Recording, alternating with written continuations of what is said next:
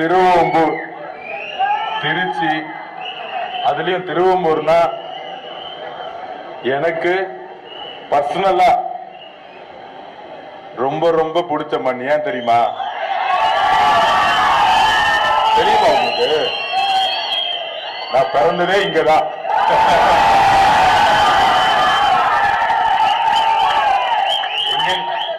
எங்கெங்கயோ சம்பவம் பண்றோம், நம்ம ஊர்ல பண்ணாம இருப்போமா? அதான் நவல்பட்டு விஜய் நிக்கிறாருங்க.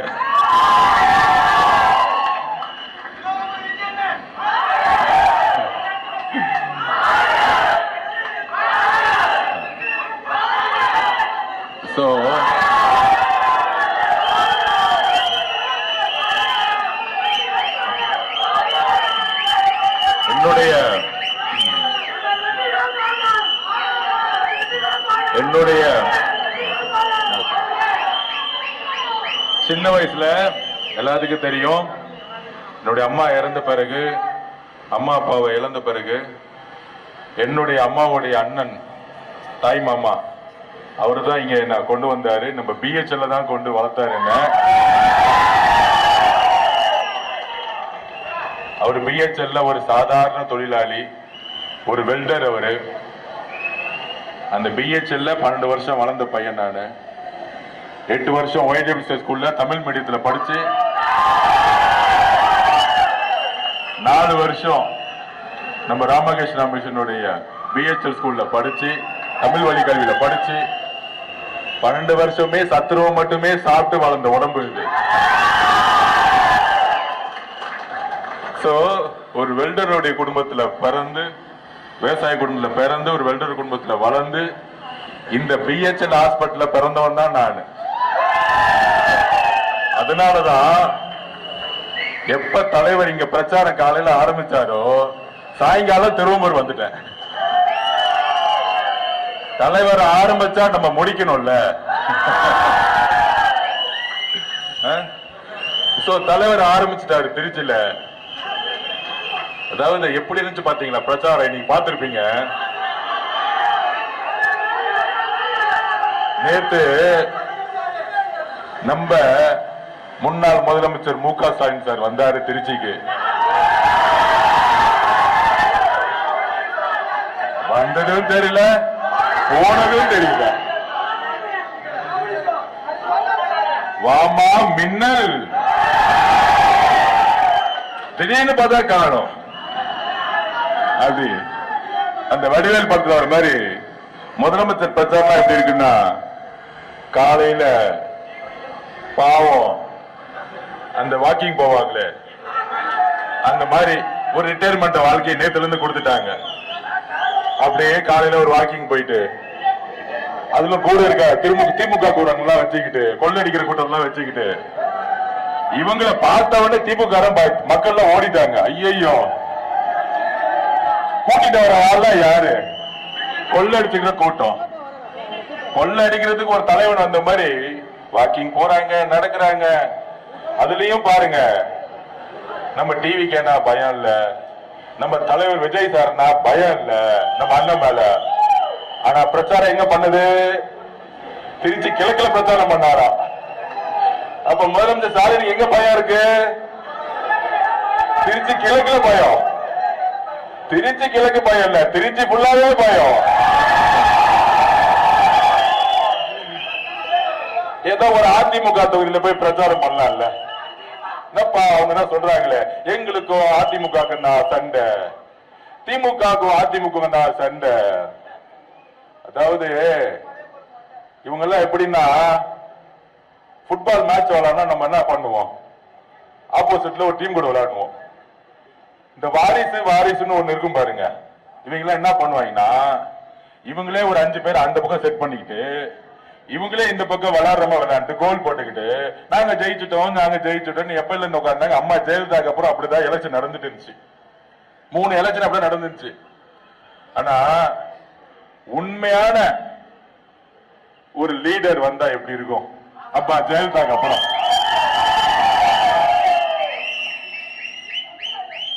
உண்மையான ஒரு கேப்டன் வந்தா எப்படி இருக்கும்? அதுதான் இந்த 2026 தேர்தல். அப்ப இது வரைக்கும் கிரவுண்ட்ல யாருமே இல்லாம ஜெயிச்சிட்டு இருந்தாங்க. இப்ப என்னைக்கு தலைவர் விஜய் வா ஸ்டாலின் சார் ஆச்சோ அன்னையில இருந்து அவருக்கு தூக்கமே கிடையாது. நம்ம பேரை சொல்ல மாட்டாரு, நம்ம கட்சியை பத்தி சொல்ல மாட்டாரு. ஆனா ஃபர்ஸ்ட் பிரச்சாரம் பண்ணது எங்கன்னா திருச்சி கிழக்கு. அந்த திருச்சி கிழக்குல வேட்பாளர் 5 வருஷமா காணோம். எங்க போனார்னே தெரியல. என்ன பிரச்சனைனா சென்னையில பாக்குற, வேற ஊர்ல வர, இந்த வேட்பாளர் என்ன செய்தார் அப்படின்னு மக்கள்கிட்ட போய் கேட்டா அவர் பேர் என்னன்னே எங்களுக்கு தெரியலங்க அப்படின்னு தான் சொல்லக்கூடிய பல்வேறு சட்டமன்றங்கள் இருக்கு. அதுல முக்கியமானது ஒண்ணு திருச்சி கிழக்கு. அதுல அவர் சொல்றாரு, தைரியம் இருந்தா ஒரு தொகுதியை விட்டுட்டு என் கூட ஒத்தைக்கு ஒதுங்கும்போது தேவையில்லாம ஆடு தேவையில்லாம கூப்பிட்டு 5 வருஷம் தொகுதிக்கு வரவே இல்லையா? அப்ப ஏன் 2 தொகுதியில் நிக்கிறாரு? நிறைய பேருக்கு அது புரியல. அவர் ஒரு தொகுதியில பயந்துட்டுன்னா இன்னொரு தொகுதி நிக்கணும். யார பார்த்து பயன்னு சொல்றது? தம்பிங்களா, நீங்க தான் பயந்து 26 கட்சி கூட்டணியை சேர்த்து நின்றுகிட்டு இருக்கீங்க. 26 கட்சி கூட்டணி வச்சாலும் திருச்சியில நடந்து வந்தா பாக்குறதுக்கு ஆள் இல்ல, ஒருத்தரும் இல்ல. பிசிக காரங்களும் இல்ல, காங்கிரஸ் காரங்களும் இல்ல. காங்கிரஸ் காரங்க இன்னும் நாமினேஷன் பண்ண சந்தேகம் போட்டுட்டு இருக்காங்க, இன்னும் வேட்பாளர்களும் தேர்ந்தெடுக்கல. இதுதான் காங்கிரஸ் கட்சி. ஏன்னா எல்லா வேட்பாளரும் வித்துட்டாங்க. இன்னைக்கு காங்கிரஸ் கட்சி அப்படி ஆயிடுச்சு. அதனாலதான் கரூர் நம்மளுடைய அக்கா ஜோதிமணி அக்கா, நான் எலெக்ஷன் எல்லாம் செய்ய மாட்டேங்க. அப்புறம் நம்ம காங்கிரஸ் மாணி தாக்குறோம், நான் எலெக்ஷன் எல்லாம் செய்ய மாட்டேங்க. இதெல்லாம் எதிர்கட்சி கிடையாது, காங்கிரஸ்குள்ளே இருக்கக்கூடிய எம்பிக்கள். இந்த காங்கிரஸ் கட்சியை கூட்டணியில வச்சுக்கிட்டு ஓல்டு ரெக்கார்டு, பழைய பென்ஷன் வாங்குற அரசியல்ல நம்ம ப. சிதம்பரம், அப்புறம் நம்ம செல்வன், அவரு செல்வ பெருந்தொகை அப்படின்னு தெரியும் உங்களுக்கு எல்லாரும். பல தொகைகளை வாங்கிட்டு டிஎம்கே கிட்டையும் காசை வாங்கிட்டு, இப்ப காங்கிரஸ் கட்சி வேட்பாளரே காங்கிரஸ் வாங்கிட்டு காசை வாங்கிட்டு வேட்பாளர் அதுலயும் இவர் 1 கோடினா அவர் 10 கோடி குழப்பம் வந்துருச்சு.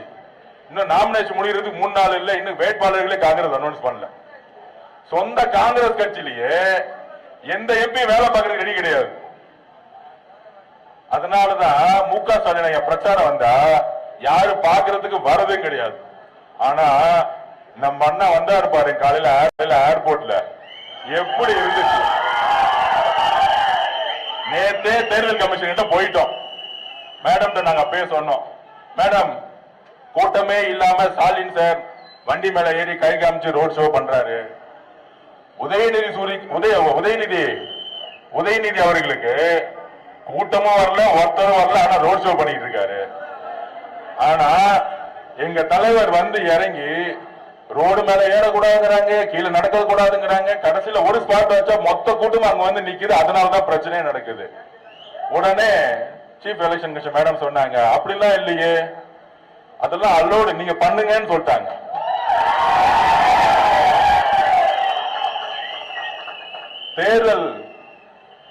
தேர்தல் அதிகாரி மேடம் சென்னையில அவங்க சொன்னாங்க, எல்லா வேட்பாளர்களுக்கும் நாங்க ஒன்னாதான் பாக்குறோம்னு சொன்னாங்க. அதனால நீங்க தலைவரை ஏர்போர்ட்ல இருந்து இறங்கி எங்கெல்லாம் மக்கள் இருக்காங்களோ எந்திரிச்சு கை தூக்குங்கன்னு சொன்னாங்க. தலைவர் ஏர்போர்ட்ல இறங்கி கை தூக்குனதான் வச்சோம், கீழே இறங்கவே முடியல. அப்ப 24 கட்சி கூட்டணி, ஆப்போசிட்ல 10 கட்சி கூட்டணி, அப்புறம் தனியா நம்ம திட்டிக்கிட்டே இருப்பாரு. விடுங்க போனா போட்டுட்டோம், விடுங்க. நம்ம பார்ட்டிக்கு ஃபைட் பண்ணிக்கிட்டே இருப்போம். ஆடியன்ஸ் எல்லாம் திடீர்னு கிரவுண்டுக்குள்ள வர முடியாது, கஷ்டம். நீங்க ஆடியன்ஸை பத்தி கோவப்படாதீங்க. ஒரு விளையாட்டு வீரன் எப்படி இருக்குன்னா, ஒரு கிரவுண்ட் இருக்குன்னா நம்ம கோல் மட்டும்தான் இருக்கணும். லெப்ட்ல இருக்கக்கூடிய ரைட்டருக்கு கத்துறது காது கொடுத்து கேட்கவே கூடாது. அப்ப போட்டி யாருக்கு? டிவிக்கு, அவ்வளவுதான். அப்ப இன்னைக்கு திருச்சி ஃபுல்லா என்ன ஆச்சு? டோட்டலா பிளாக். அப்ப அன்பும் ஆதரவும் நம்பிக்கையும் யாருக்கிட்ட இருக்கு? அதனால திருப்பி திருப்பி பதிவு பண்றேன், இந்த தேர்தல் கூட்டணிக்கான தேர்தல் அல்ல, இந்த தேர்தல் எதிர்கட்சி ஜெயிக்கக்கூடிய தேர்தல் அல்ல, ஒரு தலைவரை உருவாக்கக்கூடிய, தலைவரை தேர்ந்தெடுக்கக்கூடிய தேர்தல். இன்னைக்கு திருச்சி வந்தோட புரட்சி தலைவர் எம்ஜிஆர் அவர்கள் மாலை போட்டார் பாருங்க, என்ன மீனிங்? 77க்கு அப்புறம் 2020 இன்னொரு எம்ஜிஆர் வந்துட்டாரு. இந்த தீய சக்தி கூட்டத்தை ஒழிக்கிறது ஒருத்தன் தைரியம் வந்துட்டாரு. நீ 26 கட்சி வச்சுக்கோ. நடுவில் சொன்னாங்க அவர் பிஜேபி போயிடுவாரு, என்டிஏ போயிடுவாரு, அவர் மிரட்டிட்டாங்க. மிரட்டின உங்களை உங்க பட பராசக்தி ரிலீஸ் பண்ணிட்டீங்க. கள்ள கூட்டணி, எல்லா கூட்டணியும் திமுக பிஜேபி வச்சுக்கிட்டு தான் சொந்த புள்ள உதயநிதியோட கம்பெனி ரெட் ஜாயிண்ட். அறிவுநிதி யாரு சார்? இன்ப நிதி யாரு? 20 வயசு பையன், அவன் 1000 கோடி ரூபாய்க்கு பட்ஜெட்ல படம் எடுக்கிறான். நம்மளாம் எடுக்க முடியுமா? அந்த பையன் இன்னும் பிஏவே படிச்சு முடிக்கல, அதுக்குள்ள 1000 கோடி மொத்த ஊழல் படம் எங்க இருக்கு? ரெட் ஜாயின்ட்ல இருக்கு. ஆனா இது வரைக்கும் ரைடு இல்ல. நேரு ஊழல் பண்றாரு, வேலு ஊழல் பண்றாரு, செந்தில் பாலாஜி ஊழல் பண்றாரு, சபரீஷ் ஊழல் பண்றாரு, உதயநிதி ஊழல் பண்றாரு. ஆனா இது வரைக்கும் ஒரு ரைடு நடந்துச்சா? அப்ப யார் உறவு வச்சிருக்கா? பிஜேபியோட திமுக உறவு வச்சிருக்கு. பிரைம் மினிஸ்டர் மோடி பேசுறாரு, அமித்ஷா வந்து இங்க பேசுறாரு, இது ஒரு ஊழல் குடும்பம், ஊழல் மினிஸ்டர் இருக்காங்க, ஊழல் அமைச்சர் இருக்காங்கன்னு. கெஜ்ரிவால் சார 100 கோடி ரூபாய்க்கு அரெஸ்ட் பண்ணி 4 மினிஸ்டர் தூக்கி உள்ள போட்டாங்க. ஆனா இங்க ஒவ்வொரு டிபார்ட்மெண்ட்டும் ஊழல். அதுல அமைச்சர் நேரு மேல ஊழல், செந்தில் பாலாஜி மேல சொல்லவே வேணாம். ஊழல் தவிர 10 ரூபாய் பாலாஜி தவிர ஒண்ணுமே தெரியாது. வீட்டுக்கு இன்னைக்கு வீட்டுக்கு போனாலும் 400 கோடி ரூபாய் கேஷ் வச்சிருப்பாரு, அவங்க வீட்டுக்கு போக மாட்டாங்க. அப்ப யாரு மறைமுக கூட்டணி? இஸ்லாமிய சகோதரர்களே, கிறிஸ்துவ சகோதரிகளே, தலித் சகோதரர்களே, நம்மளுடைய வாழ்க்கை முழுசும் கஷ்டப்பட்டு ஏழையா இருக்கக்கூடிய சகோதர சகோதரிகளை ஒண்ணு நினைச்சு பாருங்க. இவங்க பிஜேபி எதிர்க்கிற மாதிரி எதிர்ப்பாங்களாம், ஆனா எந்த ஊழல் அமைச்சருக்கு ரைடு கிடையாதான். முதலமைச்சர் மு க ஸ்டாலினுடைய கம்பெனியோட பராசக்தி படம் ரிலீஸ் ஆகுமா? ஆனா எங்க அண்ணன் கஷ்டப்பட்டு வேர்வை சிந்தி 2 வருஷம் உழைச்சு தன்னுடைய கடைசி படம், தன்னுடைய ரத்தம், வாழ்க்கையுடைய கடைசி படம், அவருடைய உணர்வு, அவருடைய வலி எவ்வளவு அழுதிருப்பாரு எங்க அண்ணன் விஜய் அண்ணன், நம்ம தலைவர். ஒரு படத்தை ரிலீஸ் பண்ண விடாம இன்னைக்கு வரைக்கும் நிக்கிறதுக்கான காரணம் திமுகவும் பிஜேபியும் சேர்ந்த ஒரு சூழ்ச்சி. இது 3 பேரும் சேர்ந்துட்டாங்க, அதிமுகவும் சேர்ந்துட்டாங்க. ஏன்? ஒண்ணு நீ எதிர்கட்சியாரு, இல்ல நான் ஆளுங்கட்சியா இருக்க. நான் வந்தாலும் அதே 40% கமிஷன், நீ வந்தாலும் அதே 40% ஷேர பண்ணிக்குவோம். திமுக ஸ்டாலின் சார் என்ன சொன்னாரு எலெக்ஷனுக்கு முன்னாடி? இபிஎஸ் அவர்கள் ஊழல் குற்றவாளி, வேலுமணி ஊழல் குற்றவாளி, எல்லாரும் ஊழல் குற்றவாளி பேசுறாரா? ஏன் இன்னைக்கு வரைக்கும் யாரையும் அரெஸ்ட் பண்ணல? சொல்லுங்க, கேளுங்க மக்கள், நீங்க கேளுங்க. அதிமுக ஏதாவது பழைய அமைச்சர் அரெஸ்ட் பண்ணாங்களா? இங்க இருக்க புதுக்கோட்டை விஜயபாஸ்கர் மருத்துவ ஊழல் பத்தி அரெஸ்ட் பண்ணாங்களா? இங்க இருக்கிற வேலுமணி சார் கோயம்புத்தூர் அரெஸ்ட் பண்ணாங்களா? ஆனா இன்னெல்லாம் போராட்டம் பண்ண, இன்னெல்லாம் பேசினாரு அன்னைக்கு ஸ்டாலின் சார். இதுதான் ஜெயிச்சு முடிச்ச உடனே மறைமுக கூட்டணி இல்ல, டைரக்ட் கூட்டணி. இபிஎஸும் ஸ்டாலின் சாரும் ஏன் கூட்டணி வச்சாங்க தெரியுமா? இபிஎஸ் நினைச்சாரு திமுக பார்த்து நீங்க அவங்க அடிக்கிறமே அடிங்க, பயந்து எங்க கிட்ட ஓடி வந்துருவாங்க, நாங்க கூட்டணி வச்சுக்குவோம். என்ன வச்சுட்டு என்ன இபிஎஸ் முதலமைச்சர் சொல்லிட்டு விஜய் சார் பயத்துல ஓடி வந்துவாரு கரூருக்கு. அப்புறம் நாங்க அதிமுகவோட கூட்டணி வச்சுக்கிட்டு நான் முதலமைச்சர் ஆயிடுறேன். அதுக்கப்புறம் 2 வருஷம் கழிச்சு விஜய் சார ஒழிச்சிடலாம் நினைச்சாங்க. இந்த அரசியல் எங்களுக்கு தெரியாதா? யாருக்கிட்ட 30 வருஷமா வீட்டுக்குள்ள போய் ஒரு சினிமா துறைய நம்பர் 1 வேணும்னா மக்களுடைய நம்பிக்கையும் உணர்வும் இல்லாம ஆயிருக்கவே முடியாது யாராலையும்.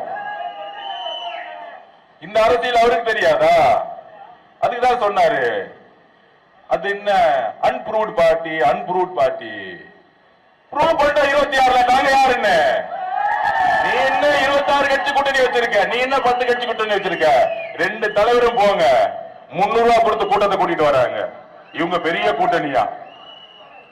உங்களுக்கு பெரிய கூட்டணின்னா வரும்போது 50,000 பேர் நிக்கணும் மு க ஸ்டாலினை பாக்குறதுக்கு. முக ஸ்டாலின் சார பார்த்து 50,000 பேர் வந்து நின்று இருக்கணும் ஏர்போர்ட்லயும் வெளியோ ரோட்லயும் நடக்க முடியாது பயப்படணும் ஐயோ ரோட்ல நடந்தா மக்கள் நம்ம தூக்கிட்டு போயிடுவாங்க இடிச்சிருவாங்க நான் வந்து மேலே நின்னுக்கிறேன் அப்படியா நடக்கிறாங்க இன்னும் காத்து கூட இன்னும் சரியா காத்து கூட போக மாட்டேங்குது அவன் நடந்து போனா யாருமே கிடையாது ஏன்னா மக்கள் வெறுத்து போயிட்டாங்க 21 நம்பிக்கை அவர் ஜெயிப்பு ஏதாச்சும் மாற்றம் பண்ணுவான்னு நினைச்சோம் கலைஞர் ஐயா ஊழல் பண்ணாரு சரி விவராஜ் வந்தா ஊழல் பண்ணாம நேர்மையா குடும்ப ஆட்சி எல்லாம் பண்ணு நினைச்சாரு பண்ணல இப்ப தன்னுடைய மருமகனும் மகனும் ஊழல் பண்றதுக்காக மட்டுமே கட்சி வச்சுக்கிட்டாரு இப்ப ஒரே குறிக்கோள் தன்னுடைய பையனை முதலமைச்சர் ஆக்கணும் அவ்வளவுதான் அப்ப அவங்களுடைய ஒரே டார்கெட் யாரு நம்மளுடைய தலைவர் நம்மளுடைய விஜய் சார் அப்ப முதலமைச்சரா இருக்க வரைக்கும் என்ன பண்ணாங்க எஸ்ஓபி போடு வீட்டை விட்டு வெளியே விடாத வீட்டை விட்டு வெளியே வந்தா போலீஸ் வர விடாத குளத்தூர்ல பாத்தீங்கன்னு வச்சுக்கோங்க போலீஸே கிடையாது திடீர்னு ஆயிரக்கணக்கான மக்கள் வந்துட்டாங்க ஏதாவது இடிச்சுக்கிட்டு கீழே விழுந்து ஏதாவது ஆச்சுன்னா தூக்கி பழி அவர் மேல போடு அன்னையோட நேத்தோட பிரச்சாரத்தை முடிச்சிருவோம் இந்த கீழ்த்தரமான எண்ணம் தான் திரு மு க ஸ்டாலின் சார் அவர்களுக்கு அதிகாரத்துல இருக்க வரைக்கும் இருந்துச்சு அதனாலதான் தேர்தல் அதிகாரிகிட்ட நேற்று போனோம் மேடம் எங்களுக்கு ஒன்னே ஒரு ரிக்வஸ்ட் தான் எங்க தலைவர் வெளிவரும் பொழுது எங்களுக்கு கூட்டம் கூட வேணாம் திருச்சி போனா திருச்சி நின்னு பேசிட்டு போனா 5 கோடி பேர் பாக்குறாங்க டிவில எங்களுக்கு எந்த பிரச்சனையும் இல்லை எங்களுக்கு கூட்டமே தேவையில்லை ஆனால் மக்களை ஒழுங்குபடுத்தணும் எல்லா சாலைகளும் ஒழுங்குபடுத்தணும் சொன்னாங்க திருச்சி காவல்துறைக்கு எங்களுடைய மனமார்ந்த நன்றி இங்க இருந்த கமிஷனருக்கும் இங்க இருந்த டிசி சாருக்கும் எங்களுடைய மனமார்ந்த நன்றி காவல்துறை இன்னைக்குதான் ஒழுங்கா செயல்பட்டுச்சு திருச்சியில நாங்க சும்மா குற்றச்சாட்டு சொல்ல மாட்டோம் ஏன்னா மு க ஸ்டாலின் சாருடைய அழுத்தம் திருச்சி காவல்துறை இல்ல அதுதான் தேர்தல் அதிகாரி இன்னைக்கு இங்க ஸ்ட்ராங்கா இருக்காங்க நேர்மையா இருக்கிறாங்க அதனாலதான் இன்னைக்கு வந்து தலைவர் நின்று கூட்டத்தை கரெக்டா ஆர்கனைஸ் பண்ணி கரெக்டா பேசிட்டு போக முடிஞ்சு ஆனா கொளத்தூர்ல அது நடக்கல ஏன்னா சில அலுவலர்கள் தேர்தல் அலுவலர்களும் காவல்துறையும் இன்னைக்கும் முக்கியமா சென்னையில இருக்க சிட்டி கமிஷனர் இன்னைக்கு வரும்போதே நேற்று மனு கொடுத்தோம் தலைவருடைய மனுக்கு இன்னைக்கு ஒரு ரிசல்ட் வந்திருக்கு டிஜிபி மாத்திட்டாங்க இன்னைக்கு இப்ப டிஜிபி மாத்திட்டாங்க நேர்மையான அரசு இருக்கும் பொழுது நம்மளுடைய தலைவருடைய பிரச்சாரத்தை யாராலும் நிப்பாட்ட முடியாது இதுதான் உண்மை சோ அப்படி இருக்கும் பொழுது பிரச்சாரம் ஸ்டார்ட் ஆயிடுச்சு இன்னுமேட்டு அவரை நிப்பாட்ட முடியாது மக்களுடைய எழுச்சி கோடானு கோடி எழுச்சியை மட்டும் பார்க்க போறாங்க அப்ப திருவம்பூர்ல என்ன எதுக்காக நம்ம ஜெயிக்கணும்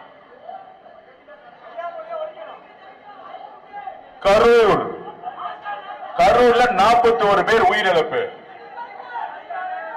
செந்தில் பாலாஜி எக்ஸிகியூஷன் செயல்படுத்தல் முக்கிய மூளை யார் தெரியுமா மு க ஸ்டாலின் சார் அதுக்கப்புறம் மகேஷ் பொய்யாமொழி ஏன் தெரியுமா பண்ணாரு உதயநிதி ஸ்டாலின் அவர்களுக்கு எந்த எதிரி இருக்கக்கூடாது எந்த போட்டியாளர் இருக்கக்கூடாது இபிஎஸ் அவர்கள் போட்டியாளரா எங்க இருக்கிறான்னு கூட தெரியல பிரச்சாரம் பண்ணும் பொழுது அப்ப ஸ்டாலின் சாரோட குறிக்கோள் என்ன உதயநிதி சார முதலமைச்சர் ஆகணும் அடுத்தது அப்ப விஜய் சார பிரச்சாரத்துக்கே பண்ண விடக்கூடாது அவர் கட்சியை முடக்கணும் அப்ப கரூர்ல உள்ள வந்து ஏதாவது பண்ணிரு மகேஷ் பொய்யாமொழி ஐடியா மணி அந்த ஐடியா மணி அது மூளையே இல்லாதவங்க ஐடியா கொடுத்துட்டு இருக்கான் அப்ப கரெக்டா பிளான் பண்ணி நம்ம மக்களை வந்து ஏதோ ஒண்ணு போய் நம்ம மக்களை வந்து எவ்வளவு பெரிய இழப்ப நம்ம பார்த்து முடிச்ச பிறகு ஃபர்ஸ்ட் செந்தில் பாலாஜி 5 நிமிஷத்துல உள்ள போயிட்டார் எப்படி இந்த சினிமா படத்துல சொன்ன மாதிரி ஒரு போலீஸ் வருமே அது மாதிரி ஃபர்ஸ்ட் போயிட்டார் செகண்ட் வந்தவர் யாரு இது வரைக்கும் தமிழ்நாட்டுல எவ்வளவோ மரணங்கள் நடந்திருக்கு எவ்வளவோ வந்து இறப்புகள் நடந்திருக்கு எனக்கு தெரிஞ்சு மகேஷ் பொய்யாமொழி போய் பார்த்த ஆறுதல் சொன்ன நிகழ்ச்சி நான் பார்த்ததே கிடையாது ஃபர்ஸ்ட் போனாரு ஃபர்ஸ்ட் போயிட்டு நம்ம மேல ஒரு பெரிய குற்றச்சாட்டு டிவி ஃபுல்லா சொல்ல ஆரம்பிச்சுட்டாங்க ஃபால்ஸ் ப்ரோபகண்டா பிரச்சாரம் பண்ண ஆரம்பிச்சுட்டாங்க தலைவர் மேல ஆனா காலையில 11 மணிக்கெல்லாம் மக்கள் வந்து அப்படியே திமுக பக்கம் திரும்பிட்டாங்க எதிர்ப்பா ஏன் தெரியுமா அந்த ஒரே ஒரு மகேஷ் பொய்யாமொழியுடைய நடிப்பு அதாவது அதாவது நம்மளை பார்த்து எப்பயுமே திமுக விமர்சனம் பண்ணுவான்.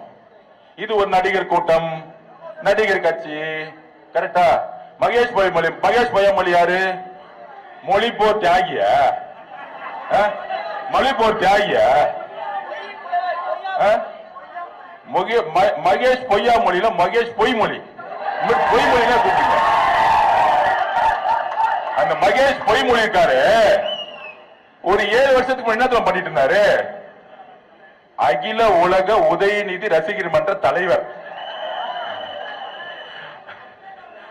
அவருடைய போஸ்டிங் என்ன தெரியுமா? உண்மையை சொல்லுவா, எனக்கு தானே தெரியும் எல்லா உண்மையும். எம்ஜிஆருக்கு அப்புறம் திமுக பத்தி தெரிந்த ஒரே நான் தான், அதுதான் சொல்றேன்.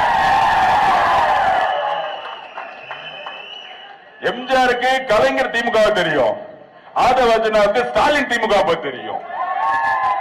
2015 40 தோத்து பிரசிடன்ட் ரிசைன் பண்ண காலத்திலிருந்து கூட இருந்தவன். மக்கள் ஏமாந்த மாதிரி நானும் ஏமாந்துவேன். இவர் ஏதோ நல்லது செய்வாரு, என்ன பார்க்கும் போதுதான் சொல்லுவாரு, அதவ் ஒரு காமராஜர் ஆட்சியை கொடுக்கணும் தான் நான் வந்திருக்கேன், நீங்களா சேர்ந்து வேலை பண்ணுங்கன்னு என்ன பார்க்கும் போதுதான் சொல்லுவாரு.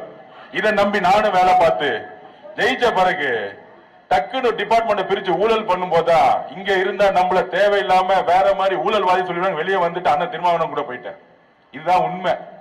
அப்ப மகேஷ் பொய்யாமொழியோடைய வேலை என்ன தெரியுமா? 7 வருஷத்துக்கு முன்னாடி அகில உலக உதயநிதி ரசிகர் மன்ற தலைவர். நடிக்க தெரியாத ஒரு நடிகருக்கு உலக ரசிகர் மன்ற தலைவர். ஏன் நடிக்க வச்சாங்க? ஒரு 10 நடிக்க வச்சு பிரபலமாக்கி உடனே இளைஞரணி தலைவர், உடனே வந்து எம்எல்ஏ, உடனே அமைச்சர், உடனே துணை முதலமைச்சர், உடனே முதலமைச்சர். தில்லி இருந்தா எங்க அண்ணா மாதிரி கட்சியை தனியா ஸ்டார்ட் பண்ணி சினிமா விட்டுட்டு அண்ணா தொடங்கிய பிராண்ட் இல்லாம, அண்ணா தொடங்கிய கட்சி இல்லாம, கலைஞர் பேரை சொல்லாம, உங்க அப்பா பேரை சொல்லாம, மாண்புமிகு உதயநிதி அவர்களை தில்லி இருந்த ஒரு கட்சியை நின்று அதே சேப்பாக சொல்ல நின்று ஜெயிச்சு காமிச்சு பார்ப்போம். ஜெயிச்சு காமிச்சு. நீங்க தான் சொல்றீங்களே எங்க தலைவர் விஜய் எல்லாம் ஒரு ஆளே இல்ல நடிகர்னு. தில்லி இருந்த முக ஸ்டாலின் அவர்களே, நீங்க எங்க தலைவர் ஏற்று நில்லுங்க, நில்லுங்க, நில்லுங்க. வந்து குளத்து விட்டு வெளியே வாங்க, பக்கத்துல வரும்போது நில்லுங்க. இன்னும் 2 நாள் இருக்கு நாமினேஷன், 2 நாள் தானே இருக்கு, வாங்க நில்லுங்க. எதுக்கு பாவம் இங்க இருக்க ஒரு ஆடை வந்து பலிகடா ஆக்குறீங்க? அந்த எம்எல்ஏ பேர் என்னப்பா? புரியல என்ன? பாவம், அவங்களுக்கு ஒரு ஆடு வேணும் இல்ல வெட்டுறதுக்கு. பாவம் அண்ணன், எனக்கு தெரிஞ்சவர் தான் அவரு. கேட்டா வந்து கிறிஸ்தவ தோழர்களுக்கு நாங்கள் வந்து கொடுக்கிறோம், ஒண்ணும் கொடுக்க மாட்டாங்க, ஏமாத்துவாங்க. பேசும்போதே சொன்னாரு, பேசும்போது என்ன பேர் சொன்னார் அண்ணா? அன்னைக்கு பேரு வேட்பாளர் படிக்கும் போது ஜோசப் விஜய் ஆகிய நான் சேலஞ்ச் விட்டாரு. நான் ஒரு சிறுபான்மை சமூகத்தில் வந்தாலும் என்னுடைய பெயரை தெளிவா சொல்லுன்னு சொன்னாரு. ஆக்சுவலா அப்படி எங்க அண்ணன், எங்க தலைவர் விஜய் சார் தான் உங்களுக்கு ஆளே இல்ல. முக ஸ்டாலின் சார் வந்து நில்லுங்க, திருச்சி கிழக்குல வாங்க. ஏன் கவனத்துல நிக்கிறீங்க? பக்கத்துல கருங்கல் வந்து நில்லுங்க. ஏன் சேப்பாக்கத்துல கலைஞர் வந்து செட் பண்ண ஒரு தொகுதிய வச்சிருக்கீங்க? உங்க மகனை தைரியம் இருந்தா, தில்லு இருந்தா பக்கத்துல கருங்கல் நிக்க வைக்க வேண்டியதானே? அது போட்டி பேரே தெரியாத அளவோட நிக்க வச்சுக்கிட்டு எங்களுக்கு பயம் இல்ல, எங்களுக்கு பயம் இல்ல. இந்த வடிவேல் சொல்லுவாங்க, பில்டிங் ஸ்ட்ராங் பேஸ்மெண்ட் வீக். அதுதான் முக ஸ்டாலினோட நிலைமை. இப்படி நின்று பேச வச்சுக்குவாங்க, கை மட்டும் இப்படி அசையும், கால் கிடு கிடு கிடு கிடுன்னு ஆடிட்டு இருக்கும். சோ இன்னைக்கு திமுக நிலைமை அதான், பில்டிங் ஸ்ட்ராங் சொல்லிட்டு கால் ஆடிட்டு இருக்கு, பேஸ்மெண்ட் வீக். 26 கட்சி சேர்க்கிறாங்க. அதுல இன்னொரு தகவல் சொல்றேன், நம்ம திருமாவளவன் இருக்கார் பாருங்க, பிசிகே சட்டசபையில தேர்தல்ல 15 வருஷம் கழிச்சு வராரு. நான் அப்பயே சொன்னேன், சட்டசபை தேர்தல்ல போட்டி போட்டு வாங்கினேன் அப்படின்னு. இப்ப வராரு. அதுல என்னத்துமா சொன்னாரு? இதுல இருந்தே அவர் ரிசல்ட் அனௌன்ஸ் பண்ணிட்டாரு. 2026க்கு அப்புறம் கள நிலவரம் மாற போகுது. அதனால பிசிகேல யார் யாரெல்லாம் திமுக ஆதரவு எம்எல்ஏ இருந்தாலும் அவருக்கு சீட்டு கொடுக்கல. இதுதான் நான் அன்னைக்கே சொன்னேன். ஆனா கட்சியில பாதி பேர் திமுக இருக்காங்க, தயவு செஞ்சு திமுக சீட்டு கொடுக்காதீங்க, கட்சியை உடச்சிட்டு போயிடுவாங்க. கரெக்டா முடிவு போட்டார் இன்னைக்கு. இதுல இப்போ லேட்டஸ்ட் நியூஸ் என்னன்னா, நம்ம சபரிஷியும் யாரு மு க ஸ்டாலினுடைய மருமகனும் உதயநிதி சாரும் மு க ஸ்டாலின் சாரும் தலித் சகோதரர்களே இந்த உண்மையை புரிஞ்சுக்கோங்க. அண்ணன் திருமாவளவனை கூப்பிட்டு காட்டுமன்னார் கோயில்ல மாநில அரசியலுக்கு வரக்கூடாதுன்னு பேசியிருக்காங்க. என்ன அநியாயம் பாத்தீங்களா? விசிகே கட்சியை டிசைட் பண்ணதுக்கு மு க ஸ்டாலின் சார் யாரு? இந்த அநியாயத்தை நம்ம கேட்கணுமா இல்லையா? நம்ம வெளியில தான் இருக்கிறோம். ஏன் தெரியுமா? அவரு ஜெயிச்சு சட்டசபைக்கு வந்தா திமுக மெஜாரிட்டி கிடைக்கலன்னா அண்ணன் திருமாவளவன் கூட எம்எல்ஏ நின்றுவாங்களாம். விசிகே எம்எல்ஏ வேலைக்கு வாங்குறதுக்கு இப்பயே திமுக போட்டாங்க. நேத்து 2 நாளா இந்த வேலை ஓடிட்டு இருக்கு. நீங்க மாநில அரசுக்கு வரக்கூடாது, நீங்க வந்து காட்டுமன்னார் நிக்கிறத வாபஸ் பண்ணுங்க. இது யார் சொல்றது? மு க ஸ்டாலின் சார் சொல்லிட்டு இருக்காரு. இது யார் சொல்றது? திரு சபரீஸ்வரர் மட்டும் சொல்லிட்டு இருக்காரு. இது யார் சொல்றது? உதயநிதி சார் சொல்லிட்டு இருக்காரு. யார் தெரியுமா? அவர் மேல நமக்கு எந்த விமர்சனமும் இல்ல. ஒரு நல்ல ஆளுமே, ஒரு நல்ல அறிவாளி திருமான்னு. ஆனா சட்டத்துறைக்கு வந்தா என்ன ஆயிடும்? உதயநிதிக்கு அவர் வந்து சேலஞ்ச் பண்ணிடுவாராம். அதனால நீங்க டெல்லி ஓடிடுங்க, டெல்லி பக்கம் போய் சண்டை போடுங்க. நாங்க பிஜேபி எதிர்க்கிறவா எடுத்துட்டு இருப்போம். உதயநிதி சொல்லுவாரு, மோடி அவர்களே, அமித்ஷா அவர்களே அப்படின்னு பேசிட்டு வர வசூல்ல பாதி வசூலா கொடுத்துட்டு இருப்பாங்க டெல்லிக்கு. அண்ணன் பாவம் டெல்லியில போய் கடுமையா சண்டை போட்டுட்டு இருப்பாரு. ஆனா ஒண்ணும் செய்ய முடியாது. ஆனா மாநில அரசு திரும்பிட்டாங்க உரிச்சிருவாரு. சட்டசபைக்குள்ள நம்ம அண்ணன் விஜய் என்ன சட்டசபைக்குள்ள போனா எப்படி இருக்கும்? எப்படி இருக்கும்? எல்லாம் பேச முடியுமா? சட்டசபைக்குள்ள போகும்போது முதலமைச்சரா கால் எடுத்து வைக்கும் போது மு க ஸ்டாலின் தோத்துட்டு வெளியே உட்கார்ந்துட்டு இருப்பாரு. அப்ப ரொம்ப தெளிவா இருக்கு அஜெண்டா. நீங்க குழப்பமே வேணாம். அகில இந்திய உதயநிதி ரசிகர் மன்ற தலைவராக இருந்த மகேஷ் பொய்யாமொழிக்கு எந்த வரலாறும் கிடையாது. எப்ப பார்த்தாலும் திமுக சொல்லிட்டு இருப்பாங்க, எங்க அப்பா யார் தெரியுமா, எங்க தாத்தா யார் தெரியுமா. இதெல்லாம் இந்த என்ன சொல்றது, தாத்தா பேர்ல வளர்ந்தவங்களுக்கு இது பெரிய ப்ராப்ளம். நான் ஸ்போர்ட்ஸ்ல பாத்திருக்கேன். நான் பிரசிடென்ட் ஆன பிறகு டீம் எப்படி எடுப்பா, யாருக்கு திறமை இருக்கோ அங்க ஜாதி கிடையாது, மதம் கிடையாது, எந்த ரெக்கமெண்டேஷன் கிடையாது. அதனால தமிழ்நாடு நம்பர் 1 தான் ஸ்போர்ட்ஸ் நான் பண்ணது. ஆனா பாலிடிக்ஸ்ல எப்படி இருக்கு, நம்மள போகணும்னு நினைச்சுக்கோங்க. ஆதவர்ஜனா யாரு? அவர் எப்படி தெரியுமா? அவர் பின்னாடி 10 வருஷம் முன்னாடி இருந்தாரு, 15 வருஷம் முன்னாடி இருந்தாரு. உதயநிதி அம்பானியோட பையனா? உதயநிதி அம்பானியோட பையனா? எப்படா காசு வந்துச்சு? 5 வருஷமா 2014 இருந்து 21 வரைக்கும் திமுக அறக்கட்டளையில் வந்த பணத்தெல்லாம் கையில் எடுப்போமா? எங்க இருந்து காசு வந்துச்சுன்னு பேசும்போது உங்களுடைய முதுக பார்க்கணும், இல்லன்னா சொல்லப்படும் எல்லாத்தையும். அப்படி ஊழல் மட்டுமே பண்ணி ஊழலுக்காக ஒரு சாம்ராஜ்யம் உருவாக்கி ஒரு சாதாரண எம்எல்ஏ ஆகணும். நீங்க ஒரு விவசாய பயனா இருப்பீங்க, ஒரு கூலி தொழிலாளர் பயனா இருப்பீங்க. ஆனா நீங்க எம்எல்ஏ ஆகணும் என்ன சொல்றாங்க? 20 கோடி இல்லாம ஆக முடியாது. அந்த 20 கோடி எங்க இருந்து வருது? அரசியல் இருந்து, ஊழல் இருந்து வருது. ஒன்னே ஒண்ணு சொல்றேன், நம்ம தலைவர் என்றைக்கு முதலமைச்சர் ஆறாரோ அதுக்கப்புறம் ஒருத்தரும் ஒரு தொகுதியை செலவு பண்ணாம மக்கள்கிட்ட மூஞ்சி காமிச்சு ஜெயிக்கக்கூடிய ஒரு தமிழக அரசியல் உருவாக்குவார். கேரளா மாதிரி ஒரு சாமானியன எம்எல்ஏ ஆகணும், அப்படி ஒரு அரசியல் உருவாக்குவார். அப்ப 26 கட்சி கூட்டணி, 10 கட்சி கூட்டணி எல்லாம் நிக்காது. மகேஷ் பொய்யாமொழி எஜுகேஷன் மினிஸ்டர் ஆனார். என்ன செஞ்சாரு? எஜுகேஷன் மினிஸ்டர் எதுக்கு கொடுத்தாங்க? அகில இந்திய உதயநிதி ரசிகர் மன்றத்துடைய தலைவராக இருந்ததுனால எஜுகேஷன் மினிஸ்டர். என்ன ஒரு குவாலிபிகேஷன் பா, இல்ல எவ்வளவு பெரிய குவாலிபிகேஷன். இந்த குவாலிபிகேஷன் வச்சுக்கிட்டு நம்மள பார்த்து நடிகர் கட்சிங்கிறாங்க. அப்ப இங்க யாரு ஜெயிக்க வைக்கணும் அப்படின்னா, எதுக்கு நபர்பட்டு விஜய் சார் வந்தாரு? எதுக்கு வந்தாரு? எதுக்கு வந்தாருன்னா, நம்ம சொல்லுவாங்கல்ல ஒரு பழமொழி, அவன் ஏரியால போய் அவன் பொருளே போட்டாட்டி, அவ்வளவுதான். 2016 தெரு தெருவா நின்னு ஒரு கள நிர்வாகிய நின்னு ஜெயிக்க வச்சவர் திமுக. 2021 மகேஷ் பொய்யாமலுக்கு இந்த தொகுதி இருக்க மக்களையும் தெரியாது, இந்த ரோடும் தெரியாது, இது தொகுதி பத்தியும் தெரியாது.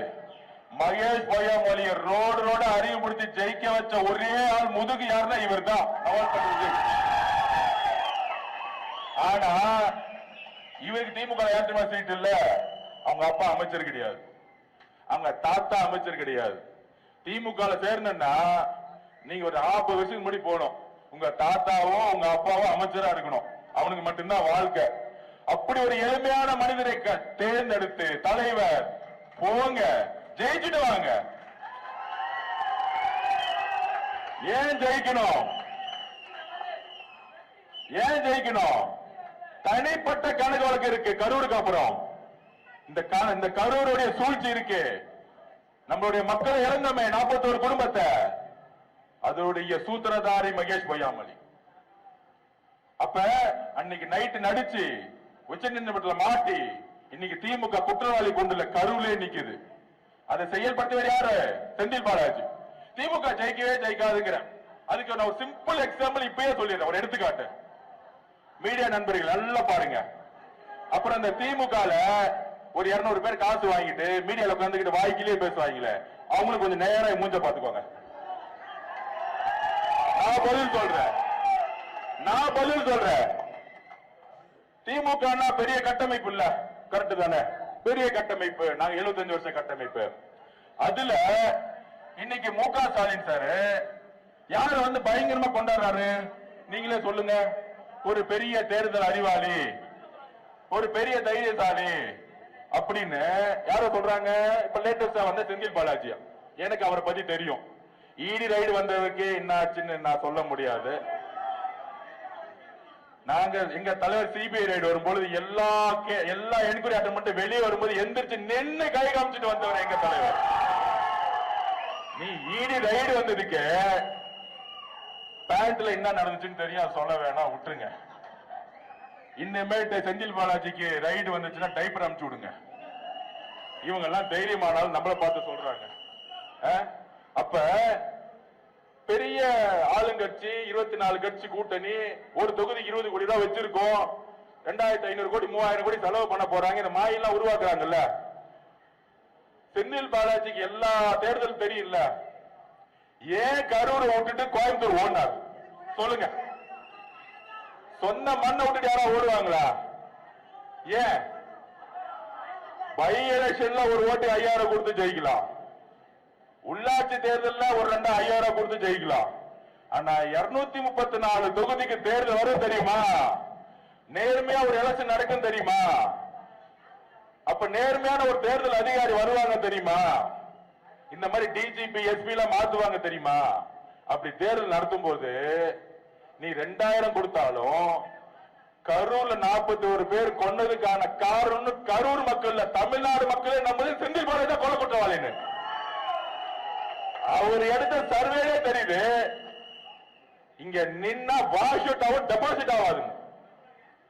திமுகவுடைய மிகப்பெரிய ஒரு முதுகு செந்தில் பாலாஜி பேசுறாரு கரூர் மீட்டிங்ல. மு.க. ஸ்டாலின் சார் தைரியம் இருந்தா கரூர்ல நிக்கிறதுக்கு துப்பு இல்ல. நீங்க 234 தொகுதி 200 தொகுதி ஜெயிப்பீங்களா? ஒரு திமுகவுடைய முன்னணியில் இருக்கக்கூடிய ஒரு அமைச்சரா இருந்தவரே கரூர்ல நிக்க தெரியல. கரூரை விட்டுட்டு கோயம்புத்தூர்ல வர்றாரு. கோயம்புத்தூர் மக்கள் அதுக்கு மேல வேறுமானவங்க. ஓட விரட்டுவாங்க. தேர்தல் இன்னைக்கு எழுதி வச்சுக்கோங்க. கேட்டா சொல்றாங்க அவருக்கு சாதி பலம் இருக்குன்னு. கொங்குல இருக்கக்கூடிய எந்த சாதி மக்களும் இந்த 41 கொலையை என்னைக்கு அக்செப்ட் பண்ண மாட்டாங்க. கொங்கு சகோதரர்கள் அமைதியை விரும்புவாங்க. தமிழ்நாடு இருக்கக்கூடிய ஒவ்வொரு சகோதரர்களும், ஒவ்வொரு ரீஜனில் இருக்க சகோதரர்களும் அமைதியும் நம்பிக்கையும் வளர்ச்சியை மட்டுமே எதிர்பார்க்கிறாங்க, ஊழல் இல்லாம. அப்ப நம்ம தலைவர் எதுக்காக வந்திருக்காரு? நம்ம தலைவர் யாரு? நம்ம தலைவரை மக்கள் பார்க்க வராங்க. அதுவும் பெண்கள் குழந்தைங்களோட ஓடி வராங்கன்னா தலைவர் விஜய் அவர்கள் மேய்ச்சி வச்ச நம்பிக்கையும் அன்பும். தலைவர் விஜய் என்ன தெரியுங்களா? நம்பிக்கை. தலைவர் விஜய் என்றால் நம்பிக்கை. தலைவர் விஜய் என்றால் நம்பிக்கை. இந்த நம்பிக்கையை எம்ஜிஆர் உருவாக்கினார், அம்மா ஜெயலலிதா உருவாக்குனாங்க. ஆனால் அதற்கு அப்புறம் இந்த தீய சக்தி எதிர்த்து யாராலும் உருவாக்க முடியல. அந்த நம்பிக்கை எப்படி உருவாகும்?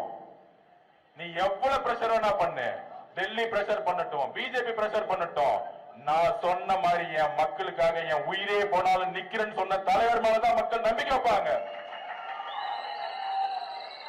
நான் சொன்ன மாதிரி என்னுடைய சொத்துக்கள் எல்லாத்தையும் தூக்கி போட்டு நான் இன்னைக்கு நீங்க யோசிச்சு பாருங்க, பெரிய பெரிய நடிகர்களா இருக்காங்க, அவங்க பேரை சொல்ல விரும்பல.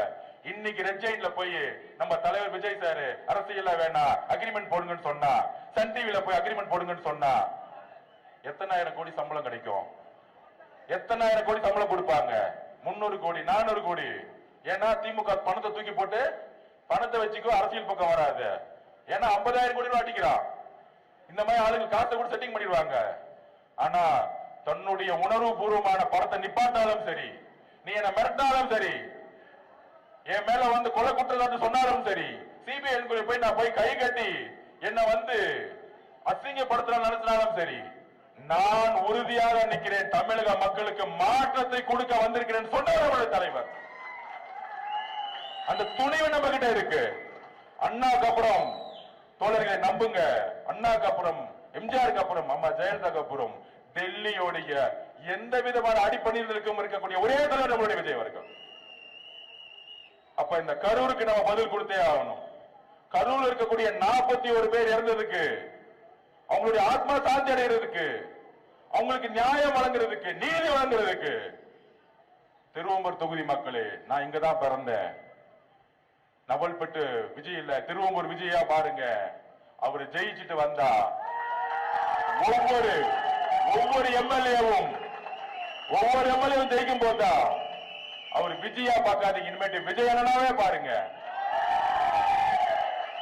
ஒவ்வொரு வேட்பாளரும் விஜய் அண்ணனாவே பாருங்க. ஒவ்வொரு வேட்பாளரும் ஜெயிக்கும் பொழுது நமக்கான ஒரு மெஜாரிட்டி கவர்மெண்ட் தலைவரோட தலைமையில உருவாக்க முடியும். அப்ப நமக்குள்ள எவ்வளவு குழப்பங்கள் எவ்வளவு சண்டைகள் இருந்தாலும் நம்ம தலைவருக்காக எல்லாத்தையும் தூக்கி போட்டு எல்லோரும் ஒற்றுமையா இருந்து, மகேஷ் பொய்யாமொழி ஒண்ணுதான் தெரியும், ஓட்டுக்கு 2000 ரூபாய் கொடுப்பாரு, அதை தவிர ஒண்ணுமே தெரியாது. அவருடைய எஜுகேஷன் டிபார்ட்மெண்ட் என்ன பண்ணாரு? 20,000 பேருக்கு வேலை கொடுக்கணும்னு சொன்னார். ஆசிரியருக்கு கொடுத்தாரா? 2,500 பேருக்கு கூட கொடுக்கல.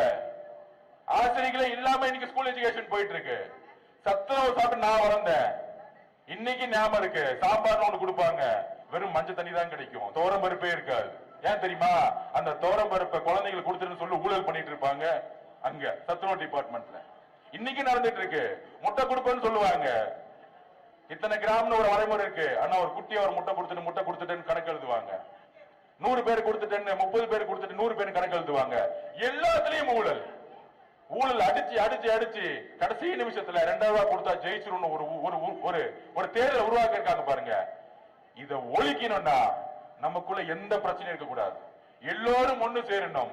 கட்சியில புதுசா வந்தவங்க, 20 வருஷமா இருந்தவங்க, 10 வருஷமா இருந்தவங்க அப்படிலாம் கிடையாது. தலைவர் யாரை வேட்பாளர் அனௌன்ஸ் பண்ணாரோ இனிமேட்டு அவங்க பேரு விஜய் இல்ல, விஜய். அதுதான் நம்ம புரிஞ்சுக்கணும். ஒவ்வொரு சட்டமன்ற உறுப்பினரும் தேர்ந்தெடுக்கும் பொழுது அவங்களுடைய கணக்குகள் கண்காணிக்கப்படும். ஒவ்வொரு 3 மாசமும் மக்கள் பார்வைக்கு சட்டமன்ற உறுப்பினர்களுடைய சொத்துக்கள் ஓபன் ஆகணும் தலைவர் எங்ககிட்ட சொன்னாரு. அவரோட சொத்து மட்டும் டிக்ளேர் இல்ல, ஒவ்வொரு சட்டமன்ற உறுப்பினர் ஒவ்வொரு அமைச்சர்களுடைய கணக்கு வழக்குகள் ஒவ்வொரு 3 மாசத்துக்கும் பொது பார்வையில் வைக்கப்படும். ஊழலை ஒழிக்கிறதுக்காக மட்டுமே தலைவர் வந்து நேர்மையை ஆட்சி கொடுக்க வந்திருக்காரு. அதுக்காக தான் இவ்வளவு அழுத்தம். 75 வருஷ கட்சி நம்மளை பார்த்து ஏன் பயப்படுது? இவர் வந்துட்டா வருஷம் 20,000 கோடி 30,000 கோடி அடிக்கக்கூடிய ஊழல் அடிக்க முடியாது, மகன் முதலமைச்சராக முடியாது. சோ இப்படி ஒரு கட்டமைப்பு அவங்க உருவாக்குவாங்க. நீங்கள்லாம் இன்னையிலிருந்து பிரச்சாரத்துக்கு போகும்பொழுது பொதுமக்களுடைய ஆதரவை நான் இன்னைக்கு சொல்றேன். இன்னைக்கு நாங்க எடுத்த சர்வேல நம்ம 4% திமுக லீடிங்ல இருக்கிறோம். இந்த தொகுதியில ஒட்டுமொத்த பெண்களும், ஒட்டுமொத்த தலித் சகோதரர்களும், ஒட்டுமொத்த இஸ்லாமிய சகோதரர்களும் மாறிட்டாங்க. இங்க ஜாதி மதம்லாம் கிடையாதுங்க. எங்க தலைவருக்கு, நம்ம தலைவரோட முகத்துக்கு எல்லா ஜாதியும் ஓட்டு போடுவாங்க. தயவு செஞ்சு ஜாதி கால்குலேஷன் ஒழிச்சுங்க. இனிமேட்டு வட மாவட்டத்துல வன்னியர்கள் ஓட்டு போடுறாங்க, தலித் சகோதரர்கள் ஓட்டு போடுறாங்க. மதுரையில் அம்பேத்கர் ஜெயந்தி வரும் பொழுது எல்லா ஜாதிகளும் நம்ம டிவிகே சார்பா போய் மாலை போட்டாங்க. இங்க ஜாதியே இல்லாத ஒரு கட்சி நம்ம கட்சி. அப்படி இருக்கும் பொழுது ஜாதியை மறந்துருங்க, மதத்தை மறந்துருங்க, ஏழை பணக்காரன் மறந்துருங்க. நான் 10 வருஷம் இருந்தேன், 20 வருஷம் இருந்தேன், இவரு புதுசு, இதெல்லாம் மறந்துருங்க. நம்ம தலைவர் விஜய் அவர்கள் முதலமைச்சர் ஆகணும். உறுதியா மக்கள் முடிவு பண்ணிட்டாங்க. நம்ம மனசு சுதந்திரக்கூடாது. டிவியே பார்க்காதீங்க, இன்னும் 20 நாளைக்கு டிவியே பார்க்காதீங்க, யூடியூப் பார்க்காதீங்க, பேப்பர் பார்க்காதீங்க. ஏன்னா 1000 கோடி 500 கோடி டிவிக்கும் நியூஸ் பேப்பருக்கும் யூடியூப் சேனலுக்கும் செலவு பண்ணி பார்க்கக்கூடிய 200 பேர் 300 பேர் நம்ம தலைவருக்கு எதிராக பேசுறதும் நம்ம கட்சிக்கு எதிராக பேசுறது மட்டுமே பிரச்சாரமா வச்சிருப்பாங்க. அதனால அவங்க ஜெயிப்பான்னு நினைக்கிறீங்களா? கிடையாது. 2011 உங்களுக்கு ஞாபகம் வந்திருக்கும், அம்மா ஜெயலலிதா அம்மா ஊட்டியில தூங்கிட்டாங்க, அவங்க வரமாட்டாங்க, அரசியல் விட்டு ஓட்டாங்க, உடம்பு சரியில்லை, நடக்க முடியல, எல்லா பிரச்சாரம் கலைஞர் பண்ணாரு. கூட இருந்தது யாரு? காங்கிரஸ், விசிகே, பிஎம்கே எல்லா கட்சியும் கூட்டணி சேர்த்துக்கிட்டாங்க. எதிர்கட்சியா கூட ஆகல. இதுதான் உண்மை. எழுதி வச்சுக்கோங்க. திமுக எதிர்கட்சி ஆச்சா? ஆகாது. 2வது தாட்டி திமுக செய்த வரலாறே கிடையாது. எழுதிவாங்க. சொல்ற வரலாறு தான். மக்கள் தேர்தல் வரலாறே கிடையாது. அவங்க அப்பா கலைஞராலே ஜெயிக்க முடியாது, ஸ்டாலினால ஜெயிக்க முடியும் நினைக்கிறீங்களா? அவர் ஒரு ஆளுமன் கூட சொல்லலாம், அவராலே ஜெயிக்க முடியல. மக்கள் தூக்கி எறிஞ்சிருவாங்க. கிரவுண்ட் அப்படி இல்ல, கீழம் களம் வேற மாதிரி இருக்கு. ஆனா அந்த மீடியாவுக்கு புரியாது. டெல்லி மீடியா, இங்கிலீஷ் மீடியா, டெல்லியில இருந்து வரவங்க, டெல்லியில இருந்து பிஜேபியில வரவங்க ஏதோ உளறிட்டு இருப்பாங்க. நம்மளோட வேற எப்படி இருக்கணும்? நம்மளோட பிரச்சாரம் எப்படி இருக்கணும்? எல்லா பகுதியிலும் எல்லா ஒன்றியத்திலும் எப்படி பிரச்சாரம் பண்ண நான் சொல்லிக்கிறேன். ஒன்றிய செயலாளர்கள், கழக நிர்வாகிகள், கிளைக்கழகம் எல்லாத்துக்கும் நான் சொல்லிடுறேன். நம்மளுடைய கட்சியோட கட்டமைப்பு என்ன தெரியுங்களா? இந்த கட்சியை உருவாக்கியது பெண்கள். எழுதி வச்சுக்கோங்க. இந்த கட்சியை உருவாக்கியது யார்? பெண்கள். நம்ம கட்சியோட அடித்தளம் யார்? பெண்கள். வீடு வீடா போகும்பொழுது நம்மளுடைய சகோதரிகள், நம்மளுடைய அக்காக்கள், தங்கைகளை ஒரு 50 பேர் 100 பேர் கிளை கழகத்துல முன்னாடி அவங்க தான் போகணும். ஆண்கள் நம்ம பின்னாடி தான் நிக்கணும். பெண்கள் தான் ஓட்டு கேட்க போனோம். அவங்களுக்கான ஸ்பேஸ கொடுங்க. அவங்க தான் போகணும். திமுக கார மாதிரி வேட்டி கட்டிக்கிட்டு கதவை போய் உடைக்கிறன்னு போய் மிரட்டுவான் பாருங்க ஓட்டு கேட்கறதுக்கு. அப்படிலாம் போவாதீங்க. நம்மளுடைய அன்பு பெண்கள் கிட்ட இருக்கு. நம்ம புள்ள விஜய் வரணும். விஜய் பாவம், அவர் என்னமா பண்ணார், இப்படி போட்டு அடிக்கிறாங்க. நேத்து கூட வில்லிவாக்கத்துல பிரச்சாரம் பண்ணிட்டு இருந்தேன். பாட்டில விட்டு அடிச்சு ஒரு அம்மாவை வந்து முட்டியை உடைச்சு போய் ஹாஸ்பிட்டல்ல சேர்த்தோம். அப்ப எவ்வளவு அழுத்தங்கள் நம்ம கொடுக்கறாங்க. அப்ப அந்த அழுத்தங்கள்ல இருந்து எல்லா பெண்களும் பாத்துக்கிட்டு இருக்காங்க. இவங்க எவ்வளவு ரவுடிசம் பண்றாங்க, எவ்வளவு பிரச்சனை வருது. 2 வயசு குழந்தை ரேப் ஆகுது. 12ஆம் கிளாஸ் பொண்ணு கழிப்பறைக்கு போனா முடியல. இதே மகேஷ் பொய்யாமொழி இதே ஊர்ல உங்களுக்கு தெரியும். கழிப்பறை போனப்ப ஸ்டூடெண்ட்ஸ் வந்து கீழே விழுந்து செத்து போனாங்க. அப்ப பில்டிங் எல்லாம் மாத்துறோம். புதுசா நாங்க வந்து ஸ்கூல் எல்லா புது ஸ்கூல் நாங்க வந்து மாத்துவோம். என்ன மாத்துறாங்க? 5 வருஷம் கல்வித்துறையில ஊழல் தவிர எதுவுமே செய்யல. 7000 கோடி ரூபாய்க்கு ஸ்மார்ட் சிட்டி ஸ்கூல்ஸ் கட்டணும்னு சொன்னாங்க. இது வரைக்கும் எந்த ஸ்கூலா ஸ்மார்ட் சிட்டி ஸ்கூலா இருக்கா? இதே திருவம்பூர்ல ஸ்கூலுக்கு போங்க. இன்னைக்கும் மரத்தடியில உட்கார்ந்துதான் குழந்தைங்க படிச்சுக்கிட்டு இருக்காங்க. ஹெட்மாஸ்டர் ஸ்கூல்ஸ் இல்லாம எத்தனை இருக்காங்க? 35,000 40,000 ஸ்கூல்ல மொத்தமே 20,000 கிளாஸ் டீச்சர்ஸ் தான் இருக்காங்க. ஏன்னா எல்லாம் பிரைவேட்டுக்கு மாறிட்டு இருக்கு. அப்படி இங்க இருக்கக்கூடிய அமைச்சர் இருக்காரு, சும்மா உதயநிதி சுத்திட்டு வந்தா போதும் நம்ம ஜெயிச்சிடலாம் அப்படின்னு ஒரு அரசியலை வந்து இங்க உருவாக்கிட்டு இருக்காங்க. அந்த அரசியல் எங்க இருந்து வருது? எங்க தாத்தா யாரு, எங்க அப்பா யாரு? எப்பயுமே களம் ஓபன் ஆயிருச்சுன்னா எங்க தாத்தா யாரு அப்பா யாருன்னு தெரியாது. விளையாடுறது நம்ம அதிகமா விளையாடுறதா இருக்கட்டும், ஸ்ட்ராங்கா விளையாடணும். நம்ம ஜெயிச்சுட்டு போயிட்டே இருக்கலாம். நீங்க ஸ்போர்ட்ஸ்குள்ள வரும்போது, கிரவுண்டுக்குள்ள வரும்போது ஒரு ஸ்போர்ட்ஸ்மேன் சைக்காலஜி என்ன தெரியுங்களா? பாத்திருக்கீங்களா? ஒரு கிரவுண்டுக்குள்ள போகும்போது நம்ம ஆப்போசிட்ல இருக்க வாலிபால் விளையாடுறோம், ஃபுட்பால் விளையாடுறோம், கிரிக்கெட் விளையாடுறோம். நம்ம யாராச்சும் பாப்போமா? ஆப்போசிட்ல அவங்க அப்பா யாரு, அவங்க தாத்தா யாரு? இல்ல. என்ன திறமை இருக்கு அவனுக்கு? நம்ம அடிப்போமா, அடிக்க முடியுமா? அப்படி திறமை இல்லாத கூட்டம் தான் திமுக. வெறும் காசை எடுத்துட்டு மட்டும்தான் வருவான், பேசக்கூட தெரியாது. அதனால அகில உலக உதயநிதி ரசிகர் மன்ற தலைவராக இருந்த திரு மகேஷ் பொய்யாமொழி அவர்களை திருப்பியும் அதே சங்கத்துக்கு வீட்டுக்கு அனுப்பிச்சு விடுங்க. திருவம்பூர் விட்டு முதல் துரத்துங்க. அவருக்கு தொகுதிக்கு சம்பந்தமே கிடையாது. திருப்பியும் சொல்றேன். ஏன் தெரியுமா? திருச்சி விட்டு வெளியே வந்தாரு. ஏன் வந்தாரு தெரியுமா? திருச்சி டவுன்ல நின்னா நேரடியா தோக்கடிச்சிருவாரு. இது அவங்க கட்சி பாலிடிக்ஸ். அதனால ஓரமா வந்துட்டாரு. இப்ப போதும், நம்ம திருவம்பூர் விஜய் என்ன போதும், நம்ம தலைவருடைய முகம் போதும், பேச்சு போதும், மொத்தமா காலி பண்ணிடலாம். அதனால 1977 ரிசல்ட் திருப்பி ரிப்பீட் ஆகுது. எம்ஜிஆருக்கு அப்புறம் ஒரு மிகப்பெரிய மாற்றம். எப்படி அரவிந்த் கெஜ்ரிவால் ஒரு புதிய மாற்றத்தை டெல்லியில கொண்டு வந்து உருவாக்குனாரோ, நண்பர்களே, நம்ம நம்புங்கள். நம்ம இன்னைக்கு திமுகவோட அதிகமான ஓட் பேங்க்ல இருக்கோம். திமுகவோட மிகப்பெரிய தனியாளா இருந்தாலும் நம்ம திமுக அதிகமா இருக்கிறோம். நம்மளுடைய களப்பணி, பெண்களை முன்னாடி விடுங்க, அவங்கள பிரச்சாரம் பண்ண விடுங்க. ஒவ்வொரு வீடும் திறந்து அவங்க வசிப்பாங்க. நான் என்னோட தொகுதியில போகும்போது வீட்டுல இருக்க எல்லா பெண்களும் ஓடி வந்து கண்டிப்பா விஜயனுக்கு தான் ஓட்டு, உங்களுக்கு தான் ஓட்டுன்னு சொன்னாங்க. மக்கள் மாற்றத்தை விரும்புறாங்க. 82% மக்கள் மாற்றம் வேணும்னு நினைக்கிறாங்க. அதனால நம்ம உறுதியா இருந்தா போதும், மிகப்பெரிய வெற்றியை நம்மளால் உருவாக்க முடியும். அது நம்புவோம். மிகப்பெரிய வெற்றி வரலாறு என்னத்துமா சொல்லும். மே 4ஆம் தேதி 24 கட்சி கூட்டணி உருவாக்கின ஸ்டாலின், 10 கட்சி இருந்த எதிர்கட்சியா இருந்த தலைவர், ஆனால் சிங்கிளா டிவிக்கு மெஜாரிட்டியோட ஜெயிச்சு ஒரு வரலாறு உருவாக்க முடியும். அதனால இந்த வெற்றியை உறுதிப்படுத்த நம்மளுடைய களத்துல ஒவ்வொரு நாளும் நமக்குள்ள பல்வேறு குழப்பங்களும் இல்ல பல்வேறு பிரச்சனைகள் இருந்தாலும் மனசுக்குள்ள தூக்கி போட்டு நம்மளுடைய தலைவர் அவர்கள் விஜய் அவர்கள் ஜெயிக்கணும் ஜெயிக்கணும் ஜெயிக்கணும். அவரை ஜெயிச்சாதான் அடுத்த தமிழ்நாடு மாற்ற முடியும். திருப்பி திமுக வந்தா தமிழ்நாடு யாராலுமே காப்பாற்ற முடியாது. இந்த குடும்பம் மொத்தமா எல்லா ஊர்ல இருக்க தொழில் எடுத்துரும். சினிமா துறை மட்டும் இல்ல, எல்லா இங்க இருக்கிற மணல், காவில இருக்க மணல் மொத்தமா டெண்டர் போட்டு எடுத்துட்டாங்க. இது மாதிரி எல்லா ஒவ்வொரு துறையில இருக்கும் எல்லாத்தையும் கைப்பற்றிடுவாங்க. ரோட கைப்பற்றிடுவாங்க, எல்லாத்தையும் ஊழல் மேல ஊழல் பண்ணிடுவாங்க. நேர்மையான மாற்றம் உருவாகணும். அதுக்கு நம்ம தலைவரை முதலமைச்சராக ஒவ்வொரு வேட்பாளரும் ஜெயிக்கணும். இது வேட்பாளர்களுக்கான தேர்தல் இல்ல. நான் திருப்பி சொல்றேன், நவல்பட்டு விஜய் அவர்களை திருவம்பூர் விஜய் அவர்களா மாற்றணும். ஏனென்றால் விஜய் என்பவர் நம்மளுடைய தலைவர் விஜய் அவர்களா பாருங்க. அப்படி பார்த்துட்டீங்க, திருச்சி கிழக்குல ஏதாவது சண்டை இருக்கா? இல்ல. ஏதாச்சும் குறை இருக்கா? இல்ல. ஏன்னா அண்ணன் நிக்கிறாரு. இதுதான் எல்லா 234 தொகுதி அண்ணன் நிக்கிற மாதிரியே நினைச்சு எல்லோரும் வேலை செய்யுங்க. இது எம்எல்ஏ கால தேர்தல் இல்ல, நம்முடைய தலைவர் விஜய் அவர்கள் முதலமைச்சராக ஆக்கக்கூடிய தேர்தல்ங்கிறத பதிவு பண்ணி எல்லோரும் ஒற்றுமையுடன் சேர்ந்து மிகப்பெரிய பலத்துடன், முக்கியமா பெண்கள் சக்தியுடன் நம்ம ஆட்சி மாற்றத்தை உருவாக்குவோம். நன்றி, வணக்கம்.